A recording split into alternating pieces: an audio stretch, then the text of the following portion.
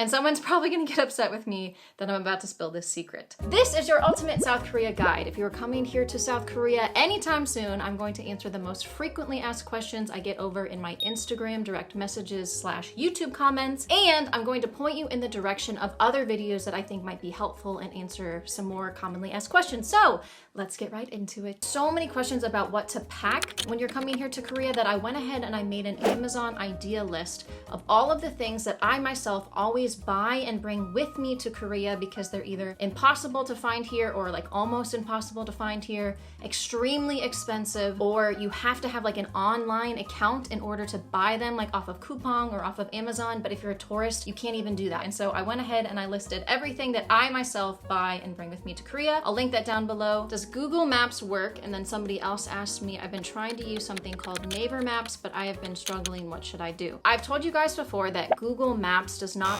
work very well here in South Korea. However, I have noticed recently that they've really upped their game, updated a lot. I do think that using apps that are known to Koreans and often used here in Korea are going to be more accurate than Google Maps. So things like bus times, and often restaurants close and open here in Korea. And so I feel like Naver and Kakao Maps are going to get updated a little bit quicker. However, something that is frustrating is that often if you type something in English on Naver Maps, it'll be like, I don't know that place exists. But often I will just go over to Papago, which is a translating app that I highly recommend you use when you're in here in Korea. If you need to talk to anybody or if you want to take a picture of the menu, you can translate it on the screen. Papago, again, is a Korean app, so it's going to be the most accurate. Often I will put in what I'm trying to say if I don't know how to type it in Korean, and then it'll show me how to say it in Korean. I'll copy and paste that and put it into Naver Maps, and it usually works. So it is a little bit frustrating, but you're often going to end up doing that anyways, because if you use something like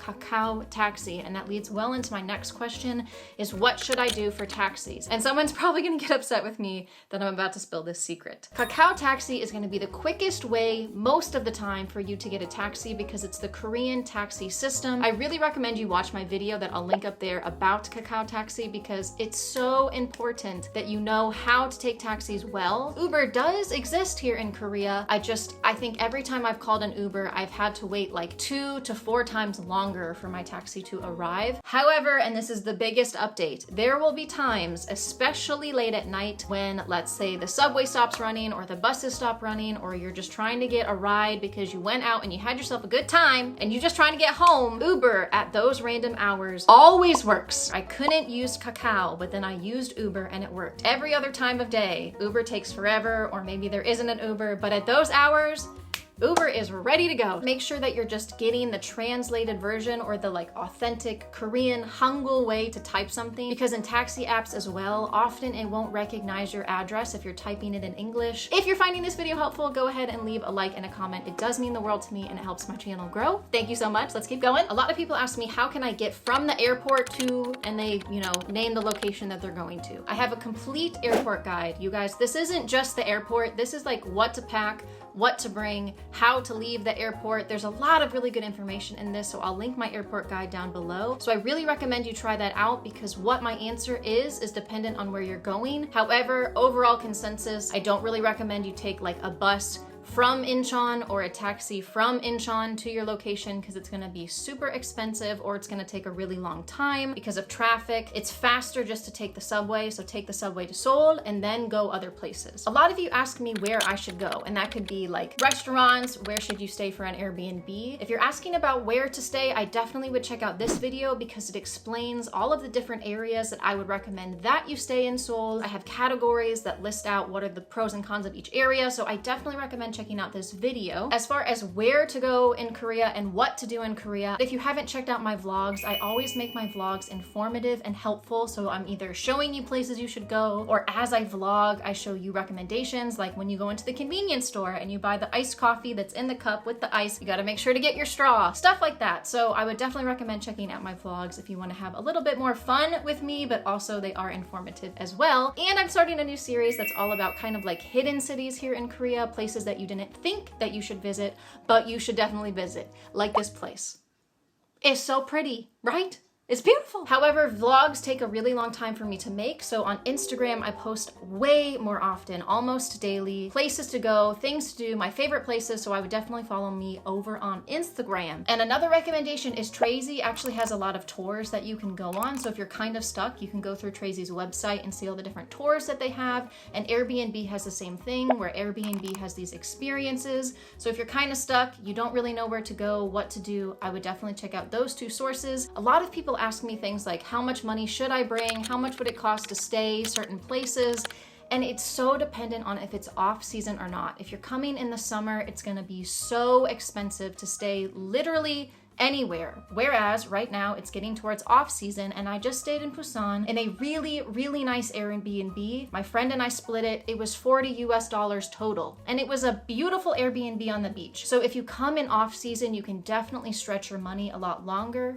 / make sure you watch my video on how to save money here in Korea so that you're not wasting money in ways that you didn't even realize that you are wasting money. So that's a good way to at least make your trip last longer if you're trying to visa hop and stay here in Korea as long as you can. I love you guys so much. I get so many questions on can we hang out. I would absolutely love to hang out with all of you. I'm so serious. I wish I can meet all of you and go on coffee dates and hear your story. I really wish I could. However, I am jam-packed busy, so the only way that I can really meet you guys in person is through my friend speeding event. I'm sadly only able to host this maybe 2 to 3 times a month. However, if you come to the online event, you're then added to my personalized group chat where people like kind of schedule to hang out together, or where I'll just randomly say, hey, if anybody wants to get lunch or dinner with me, I'm gonna go here if you want to come along with me. And then once a month we have a scheduled in-person meetup that you can guarantee there will be at least one meetup per month. But this is the best way that I get to meet you guys. This is the best way I get to interact with you guys. So if you do want to make friends and join a little online community of people who are also traversing or have traversed South Korea, you can check out my friend speeding event. Cash versus cards, what I would recommend that you do. A lot of people often just want to bring completely cash, like that's all they want to bring, and you can totally make that work. However, if you do that, please do not keep all of your cash on you in your purse. Sadly, I know 2 friends that were together and they got their purse stolen when they were in Myeongdong, and it broke my heart. They lost their phones, they lost cash. If you do take just cash, you can keep some in your wallet, but you can hide some in your luggage or hide some in some other compartment in the bottom of like a shoe. Just spread things out. Bring an extra ID card instead of just your passport. So in case you do lose your passport, you have some other form of ID. It's just important to bring backups, but leave the backups back at home. I just bring a debit card and I pull it from the ATMs here. That is wonderful because then you never have to pay any fees. And it'll say there's a fee, but because it's no international transaction fees on my card, I get all of the fees that I've spent, I get it back to me at the end of the month. So it's wonderful. I'll link the card I use below. It's with Charles Schwab. How to get a SIM card. All of the SIM card questions. Please watch my SIM card video. I promise there's gonna be an answer in that or in the comments down below. That's how you can get your SIM card in advance before your trip / make sure your phone is unlocked. There's so much you need to do in advance so that you can use your phone here when you're in Korea. Up in the corner, there's like a little eye or a little notification button, and it's gonna list all of the videos that we talked about in this video. So if you wanted to go back and watch something, you can click that, and I'll see you over there.